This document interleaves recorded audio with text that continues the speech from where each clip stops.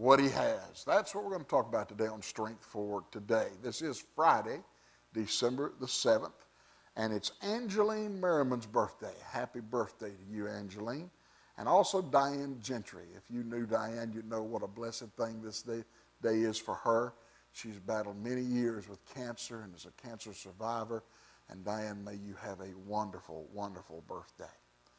What he has, we saw who he is and many other things the last few days, but today, what he is. This passage tells you that in verse 7 of the book of Isaiah. Of the increase of this government and peace there shall be no end upon the throne of David.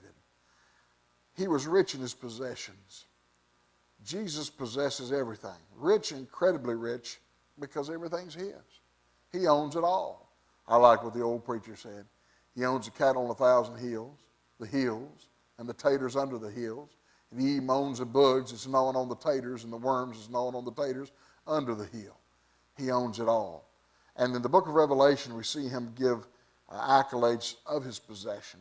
Revelation chapter 4, verse 11 says this, Thou art worthy, O Lord, to receive glory and honor and power, for thou hast created all things, and for thy pleasure they are and were created. He's the owner of it all. He owns every single bit of it. We try to think we own possessions in this world. I heard an undertaker talking to a gentleman the other day in a funeral home, and the guy leaned over to the undertaker and said, Man, I heard he was a rich man. I wonder how much he left. And the undertaker leaned back and said he left it all, because we don't own things in this world. We're simple stewards of what God gives us and the life God gives us, because one day we're going to leave it all behind, because it's all his. Every bit of it's his. Not just on this cosmos, this world that we live in, this earth, its ornament hanging in space, but he owns the whole entire universe from galaxy to galaxy. He created it all, and it's all for his pleasure. That's a rich person.